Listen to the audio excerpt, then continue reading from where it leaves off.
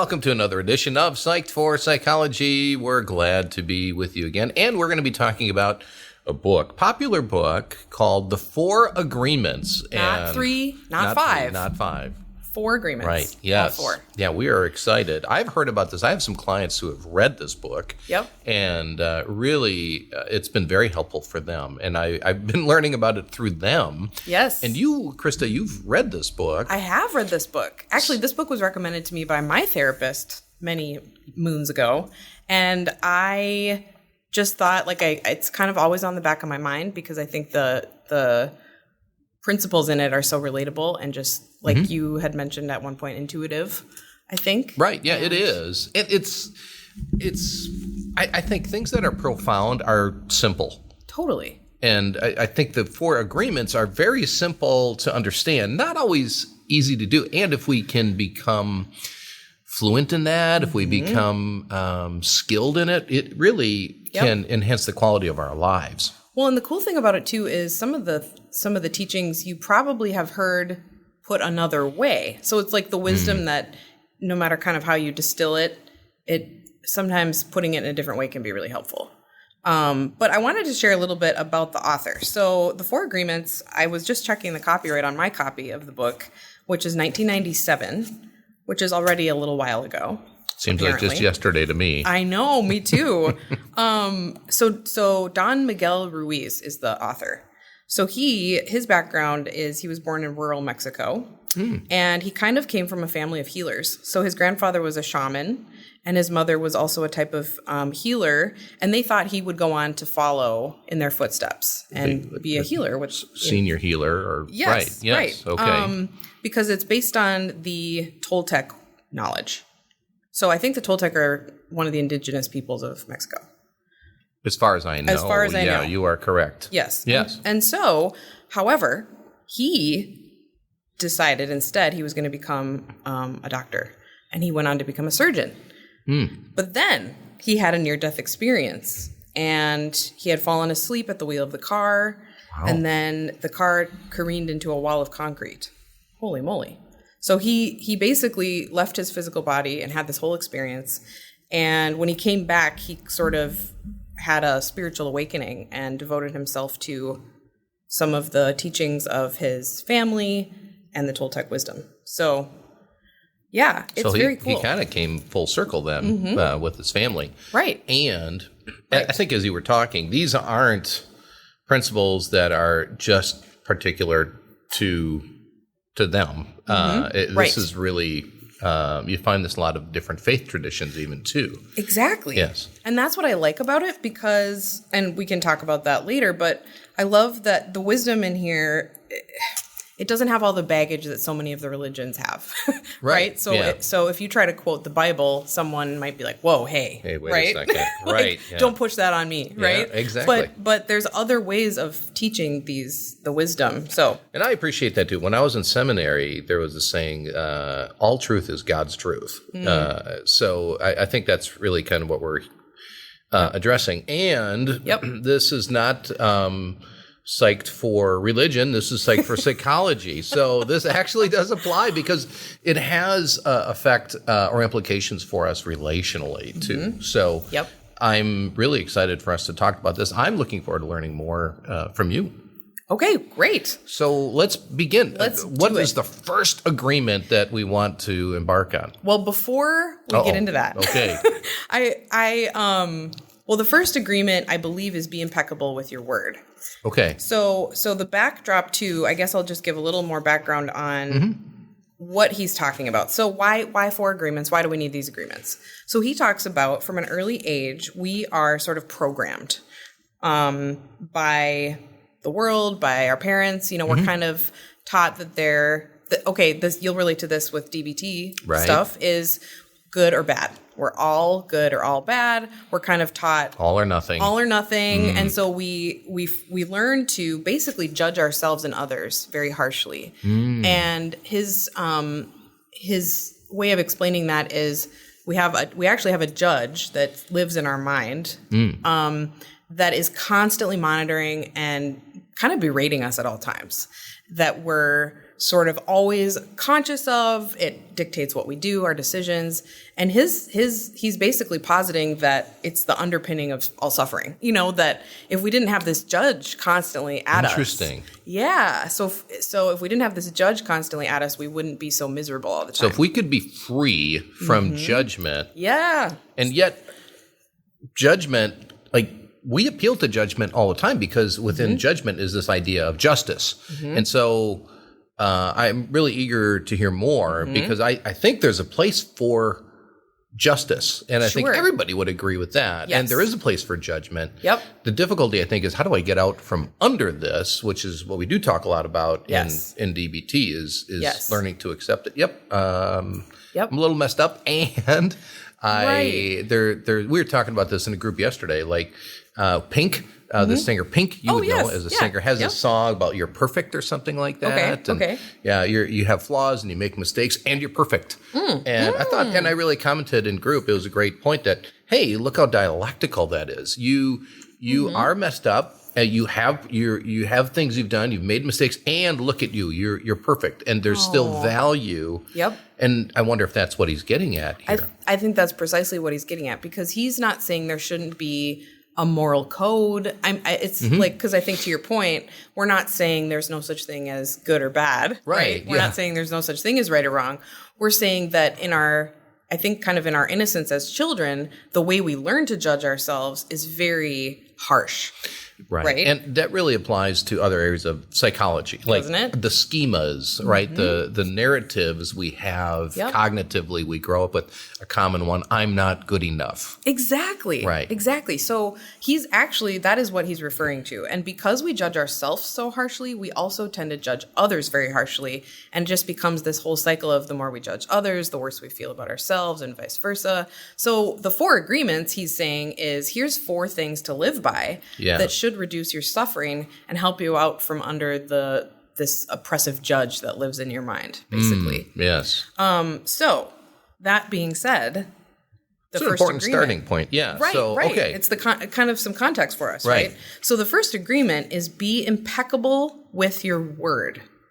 Now, when I first hear that statement, I think it's saying like, you know, when you keep your word, you keep an agreement, right? Like, sounds like a pretty high bar. Yes. And so I think what helped me is the word impeccable. Imp and peccable are without sin. Okay. That's where that word is derived from, the Latin. Okay, this isn't helping with the high bar in my mind. Okay. I know, right? And I'm like, then we have the S word, sin, which again, so much baggage for so many people. Because they're like, absolutely. Right? So let's do a little focus on the word sin. So sin means error, actually. Right. Well, from a Christian theological standpoint. Sure. Because that's another part of my life. Yep. It comes like if you think about it from an archery standpoint. Yes, thank you. You use archery and you try and hit the bullseye. So anything that doesn't hit the bullseye would be a, quote, sin. And so if you miss the bullseye by a little bit, that's a sin. Even if you miss if you miss it all completely, that's a sin. So they're both a sin, whether you're close or whether you're distant.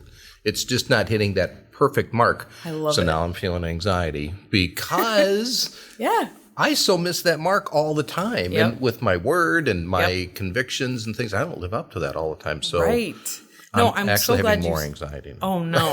Well, hopefully we turn it around eventually. Okay, I am trusting you. So basically, I'm so glad you reminded me because I knew it was something with archery or something with, right? So to miss the mark is basically what sin means, right? Right. So basically, impeccable is stay on,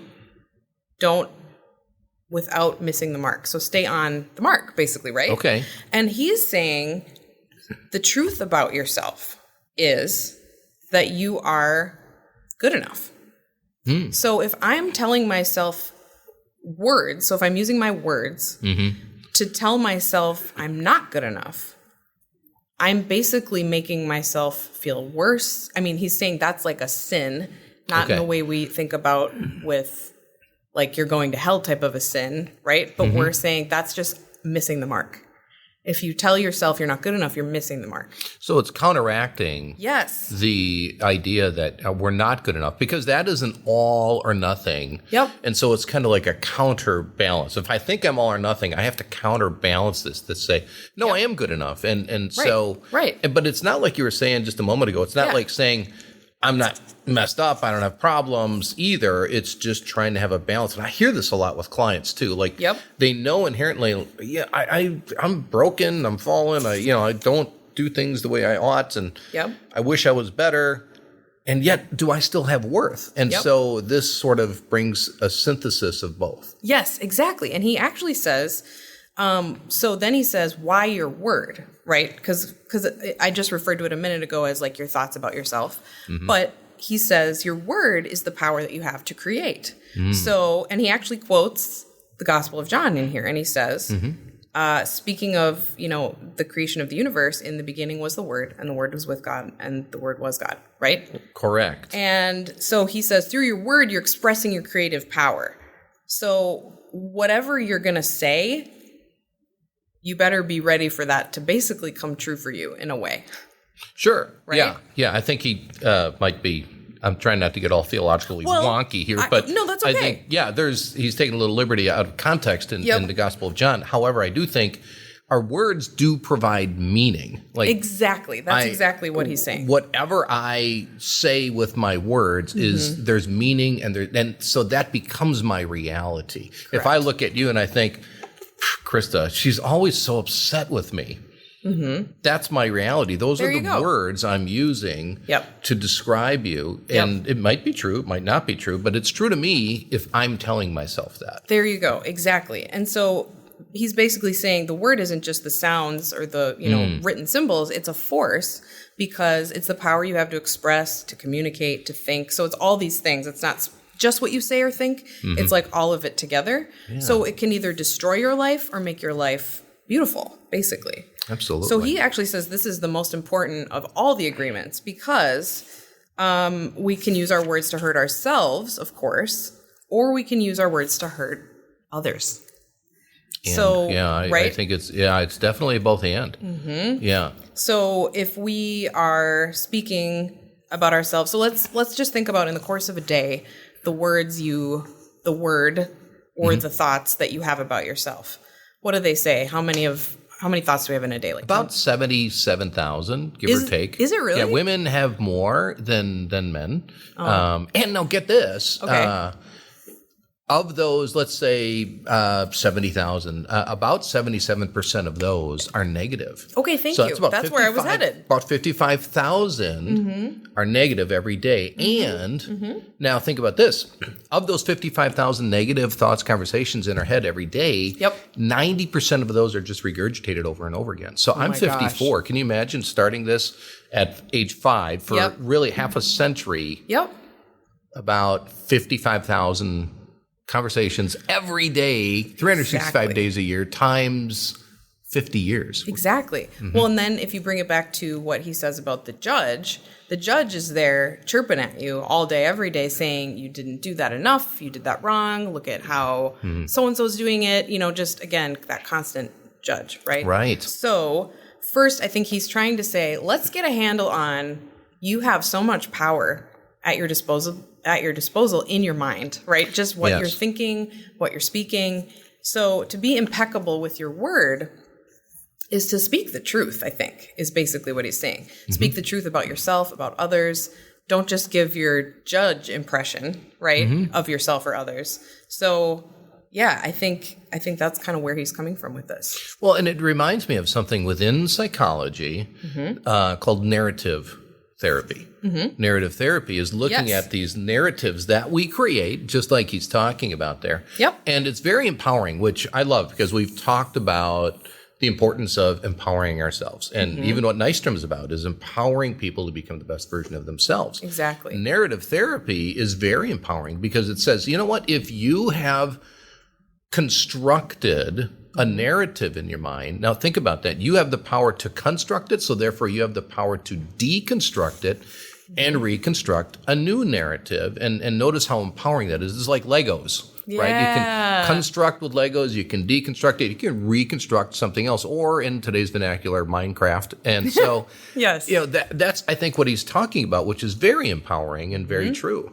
Yep, exactly. Another quote on this: being impeccable with your word is the correct use of your energy. It means to use your energy in the direction of truth and love for yourself. If you make an agreement with yourself to be impeccable with your word, just with that intention, the truth will manifest through you and clean all the emotional poison that exists within you. So he talks about this poison, and that'll come up in later agreements, but it's basically that negativity that we carry around with us. And it's so easy to try to put it onto other people, to project that emotional poison onto others with our words or with our actions, right? So what do you think of the first agreement? Well, I think it's fascinating. And I see, at least in Christianity, I see some integration theologically, not completely. And I do see integration with psychology too, as I was referencing with cognitive therapy, narrative therapy. So all truth being God's truth, I think there's a lot there. And I also believe that he's trying to bring balance to where we fall. It's all or nothing. Like, I can be thinking I'm terrible. And so he's trying to bring this counterbalance. But I think what can be a hurdle for people is that seems so selfish. That seems so, to use a phrase, coin a phrase that's overused today, that seems so narcissistic to love myself. And so now no, I can't do that. That's wrong. So I think we even have like a judgment against that. And really, he's trying to bring balance. He's not trying to say, you're awesome all the time, you're perfect, and so make your word perfect. Isn't it interesting, though? I think our mind tends to go there in these categories of all or nothing. So I think my takeaway is I'm flawed. I'm in many ways I'm broken. I was thinking about this just the other day. How much do I hurt people, and how much of other people hurt me? And I really think I've probably hurt other people more than people have hurt me. And I don't think I'm, that's particular to just me. I just know myself really pretty well. And so I think there are people we can struggle with. You know what? I know I don't live up to even my own standards. And I can have value at the same time. And I think that's what he's trying to bring here, is this balance that we don't have a lot. Well, I think you brought up a good point about so I'm supposed to, love myself. That's so narcissistic, right? I think what I like about it is he's not even saying love yourself more than other people. It's like, just tell the truth about yourself, which is that you're good enough, right? Like, if we just take it back to basics, it's like, this is just the truth, right? Like, that you have inherent worth as a human being. So if you can just start with that, that's already just being honest about who you are. So, and if you operate from that place, even just I'm good enough, the words you say to yourself and to others are going to change, right? It's true. Because you don't feel the need to take others down or take yourself down. He mentions kind of towards the end of this agreement about gossip. So, and I actually was going to ask you if you wanted to do an episode on gossip sometime, because gossip just fascinates me. It's something that we all kind of, I mean, I don't know about you, but like I always like think to myself, I shouldn't gossip this, and this, but like I kind of love it. You know what I mean? But it's also like, I have no idea what you mean. Right? Sarcasm. But if I'm ever the topic of gossip, I of course am like, oh my gosh, that's so hurtful, right? But it's like we all get this little thing. And so he's talking about how gossip, is such a common main form of communication in society. It's become a way that we feel close to each other, but it makes us feel better to see someone else feel badly, like we do. So again, like if misery loves company, right? So if you're already struggling, not feeling good enough, you're going to talk about another person in that way and like, oh, so-and-so, right? And it kind of gives you makes you feel a little better inside, right? But it just keeps you all down. So, absolutely. And I think that what's really important in that, what's so damaging about gossip and what's so damaging, I think what the author here is trying to bring up, when we don't have this balance that we actually have worth, we're just living in shame about ourselves. And then when we're gossiping, we're heaping shame upon somebody else. Now, I might be different than a lot of other people in our field in psychology. I think shame has a place. I think shame is not like a bad emotion. There's no bad emotion. Yeah, like if I've done something wrong, shame's appropriate. It gives me motivation to say, hey, Christa, I am really sorry about this. Right. However, when I feel shame over something I've not done wrong, now it's profoundly toxic. Exactly. And I think it's one of the most destructive forces in the world. And I don't think I'm even overstating that. Yep. And that's what I really appreciate that he's bringing up is that there is this shame that we can live in. Yep. And I've seen it with clients that it just absolutely destroys people's lives. Well, I was just going to say how often has he gives this example, which I'll kind of, paraphrase is, how many times have you, let's say you're just starting like a new endeavor, a new class, and you meet the teacher or the kind of head of the organization. Right. And someone right before you met the person said to you, oh, look out for that person. Right? Yeah. Look out, so-and-so did blah, blah, blah, and just says like, they are such a jerk and all this stuff. And so then you have this virus in your mind about that person. And you don't know if that's true at all. And it really speaks to what you're saying. And he talks about at the beginning, words create. Right, exactly. So look at how those words created an impression in your mind that, again, you have no basis for except for what this person said, but you have no other context or any other info. So you're like, oh, well, that must be true. Oh my gosh, I'm going to watch out. Right. And we gossip about other people. And if you think about our own self-talk, how negative it is, we're kind of gossiping about ourselves. Yep. And it's one thing I do appreciate about Nystrom. I don't know if you know this, but our policy manual has a very strict rule. About no gossip. No gossip. And I think we're highlighting why. Exactly. We're actually doing contrary to what we're trying to tell our clients is to live healthy interpersonally. Yep. But it's so damaging and there's so much shame when we gossip. And so, and I think our media is all about that. It's all about gossiping and shaming. And well, even like I belonged to a couple of groups on Facebook for a while that were kind of, even like community, what's going on in the neighborhood type stuff can be like gossip, right? Because again, it's like on the one hand, it might be helpful information. On the other hand, you look in the comments and it's just like people are just being nasty to each other. Absolutely. And it's like, whoa, this got out of hand, right? Yeah, it does. It gets out of hand very quickly. And what I've learned, I used to be a youth pastor in Northbrook, Illinois, many years ago. Wow. And so I'm working with teenagers and I'm working with their parents. And I realized something.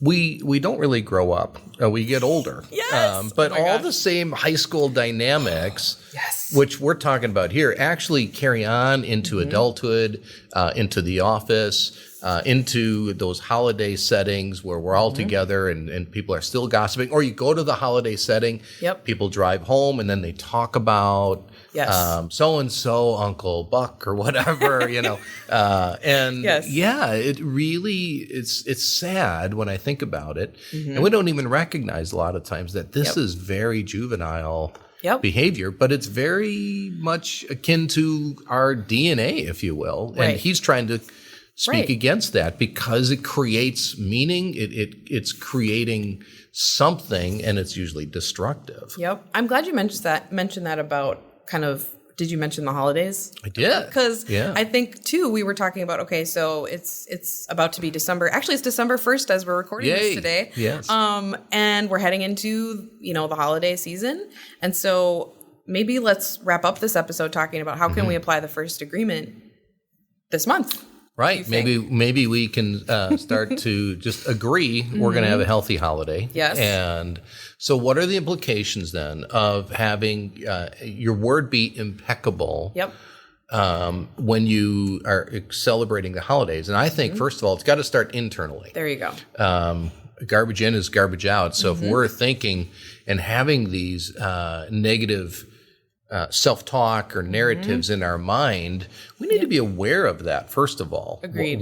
How am I thinking? When I am thinking about anticipating this holiday event, whether it's at work or with family or wherever, what am I thinking about in terms of myself? Where am I not good enough? Yep. Why do I think I'm not good enough? Because I don't have a job, because I don't have a partner, because I make so much money or whatever, or Right. So maybe it's like first identifying where do I not feel enough and believe I'm not enough before I start thinking about everybody else. Yes, I like that, because it's kind of like, in order to change any given behavior, you first have to observe it, right? So observing your own self-talk, observing the spots where you feel maybe less than or insecure, and that's going to tell you where your weak spots are, basically where your vulnerabilities are. Because if I'm not, I know for me, jealousy is something for me when I'm not feeling good enough about something. And in the holidays, when you are meeting up, let's say you're meeting up with friends, you're meeting up with family, and you're kind of seeing like the status of people's lives, right? You're seeing like what they have going on. And I know for me, sometimes I'll compare myself with what my peers have going on when I see them for the holidays. Like I see their homes, or I see their families, or I see whatever. And so that is a good time for me to be aware. If I'm feeling less than, I might be tempted to use my word to take someone else down. Because it's like, well, I'm not feeling good about myself, so I'm going to say pss, pss, pss about so-and-so. Right. And again, it happens so quickly. But if I'm conscious of it, I'm going to be more aware that I'm not going to go into gossip. I'm not going to go into like, oh gosh, can you believe, because I'm just going to be like, no, that's not how this works. I mean, it's a choice. I can do it if I want to, but it usually doesn't help me feel better. So, right. I'm glad you brought up the comparison piece, because I think that's where it starts. Internally, we are comparing. Yep. And then we don't feel very good about ourselves. And so how do we deal with that? Well, it's kind of like gossip. In our mind, we start thinking about somebody else and tearing them down in some way. Yes, exactly. And I think the part where I need to be impeccable with my word is, if I'm feeling jealous, I'm telling myself that what I'm doing is not enough. Right? Right. Like, so that's the first thing to correct is like, well, who says I should be in the same place this person's in? Like, don't believe the judge is going to come in and say, well, you should be doing that too, Christa. Right? You should have that. You should be with that person. You should blah, blah, blah, blah. Right? Did you just use the SH word? Yes. Can't believe you're swearing the on favorite the podcast. word of the judge, right? No, notice how we do that, though. We should on ourselves. We should on other people. And it's a very shouldy thing to do, especially going into the holidays. I mean, it makes for a shouldy holiday, We're going to have to put the explicit mark on this episode, that E. So maybe the title could be How Not to Have a Shouldy Holiday. There you go. I like it. Or maybe we'll come up with something more positive. But I think it does highlight really how we contaminate our holidays in this, what he's talking about, this own self-talk that kind of then manifests, we counteract it to make ourselves feel better by shoulding on other people. And so all these shoulds really bring, I always say this, shoulds bring shame, and shame leads to shut down and shutting others out. And so that's what can happen a lot at the holidays is we feel shame, we project shame onto other people in our mind. And so maybe let's counteract that then. So what do I do if words create, and we're highlighting how this creates toxic kind of shame within ourselves and others, how do we combat that? What do we do? Well, I would say both internally and externally. So internally, start questioning the statements that are coming from the judge, questioning the S words, right? Right, the yes. shoulds. And start substituting maybe some other statements, positive statements, right? And then when it comes to others, I know it's not always just so simple as just, well, think positive thoughts. It's not that, but it's just really monitoring at all times, right? Like, how am I speaking to myself? And then when it comes to others, just notice opportunities to build people up versus tear people down, right? So, and I also say a good rule of thumb when it comes to gossip is, if you're talking about someone who's not present, just be aware, right? Again, you could be saying something positive about someone who's not present. But if you're talking about someone who's over there in the other room, is it positive or is it negative, right? Because again, good point. Anything you would say to that person, you should, right? Like, if you wouldn't say it to their face, don't say it behind their back, right? Nor in your head. Exactly. So I think just, again, being really aware of what we're thinking, and then how can I build other people up instead of try to tear other people down, even if they're not there. So, in what I'm hearing you say is be very intentional about this. Yep. And we've talked before about coping ahead. We try to cope ahead for the once holidays. we get to the holiday celebration. We try to cope there, but now we can cope ahead. And the way you do that is kind of what you're talking about, being very intentional. Mm-hmm. Right now, envisioning how things are going to be when you're with family and friends during the holidays, and envisioning yourself being very positive towards yourself, towards others, envisioning what you're going to say, envisioning how you're going to think about people. And if it's hard, well, here's a little tip. You can just be intentional about your and. So if you think, yeah, Uncle Buck, boy, he's so self-centered.